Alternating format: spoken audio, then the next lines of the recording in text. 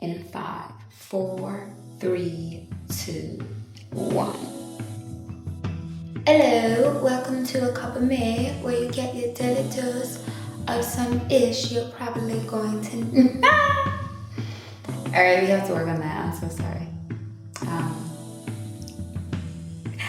Welcome to A Cup of Me, where you get your daily dose of some ish you probably gonna need. I'm your host, Rita, and if you didn't know, this is a radio show, and I will be posting the playlists below.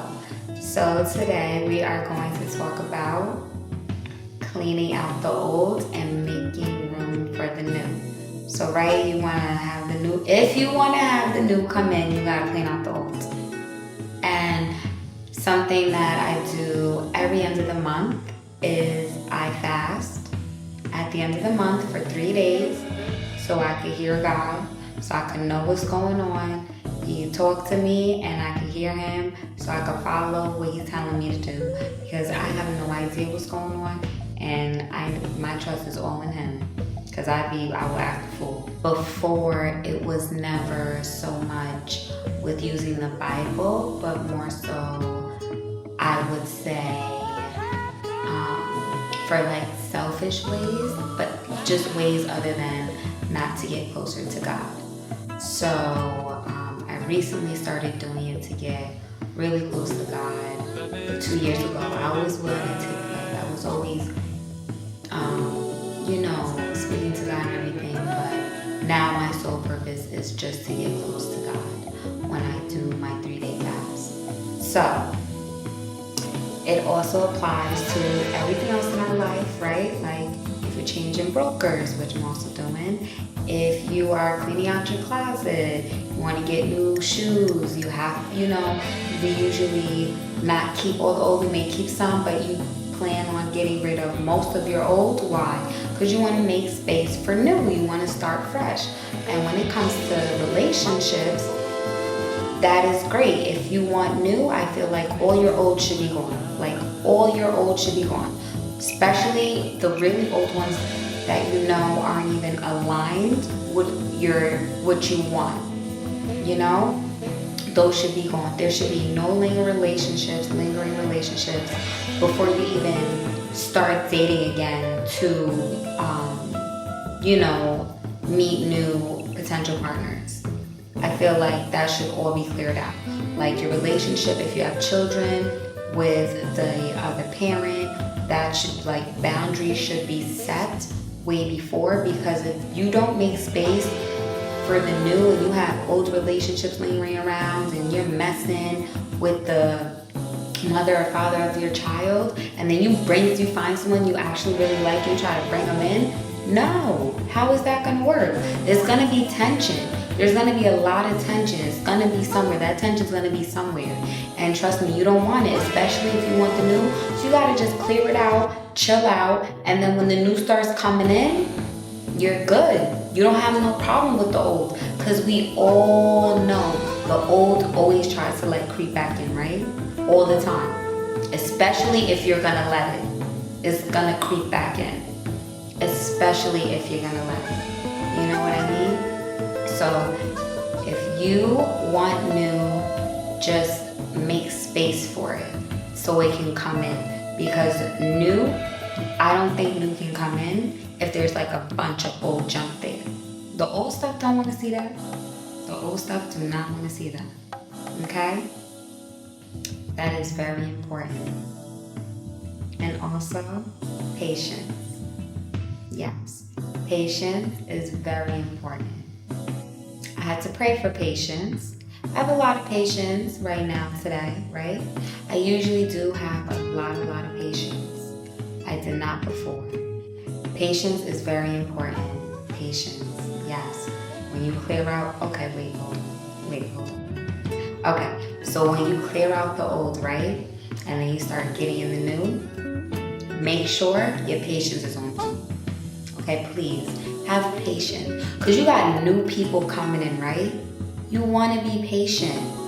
You have to have patience. You don't know them. They're going to get on your nerves, and you want them to be patient, because you're going to get on their nerves. You guys don't really know each other, but you like each other. You need patience, because you need grace and you need patience, and you want the other person to give that right back to you. So I suggest you have patience and you have grace. Make room for those two, patience and grace. So we got making room for the new, making room for patience, and making room for grace. So if you're making room for grace, you have to throw out that pettiness. You're making room for grace, you have to throw out unforgiveness. If you're making room for grace, you have to throw out unforgiveness.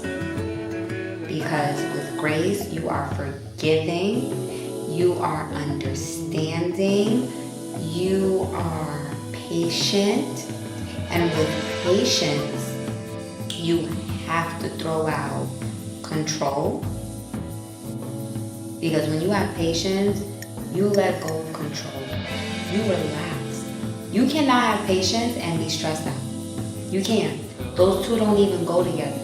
So if you have patience, you're calm, you're chill, you're relaxed. It's easier to give grace. You know what I mean? We're not going to probably be like that 1000% of the time, but just really, really wholeheartedly work on that patience and grace, so that you can be able to give that to someone and they will give it back to you in return. Someone with some sense will give it back to you in return, because they'll realize like, oh my goodness, this person has given me so much patience and grace, and I care about them that much, and I want to give that to them too. Because when you're dealing with somebody new, you really have to do that. You really do. Because you don't even know them. You know what I mean? You don't know them. And you really have to take your time to really get to know them. We don't know each other. Like if you have somebody for a while, you patience and grace easily come because you understand the person more. So it's like, oh, I get that. It's not nothing personal. This person acts like that whenever this happens, and it has nothing. You know what I mean? But someone new, that's really definitely not the case. Really definitely not the case, yo. And by the way, did y'all go out for Halloween, and what y'all do? Okay? So you know tonight we have the patience and grace playlist. Something real, like nice. Something real nice. Something real nice. A little old. Because we getting rid of the olds, coming into the new. So we'll do it like that. Something really, really nice. Because I'm telling you, with the patience and grace, you're going to allow the love to come in. Because my thing is, don't come to me talking about like, if you come to me, I would prefer a man that is not just like, to me, there's a good man. Like there's a good man, and then there's a man that's a good man, but he likes you. There's a difference. Because the good man, he's just gonna be nice. He's organically nice. You know what I mean? Like he's just a nice guy. So automatically you may like him, but he's just nice. But the nice guy that actually likes you, he's coming with love. It's a different feeling. He's coming with love. Me personally, I want you to come with the love. I don't just want a nice guy. And you can tell the difference, ladies. Men, I'm not sure if you guys can. And if you guys are looking for love, I would hope that you could tell the difference between like someone just being nice and someone actually liking you and coming at you with love. Can you see it, my brother? Can you see the new? Can you see it, my sister? Can you see the new?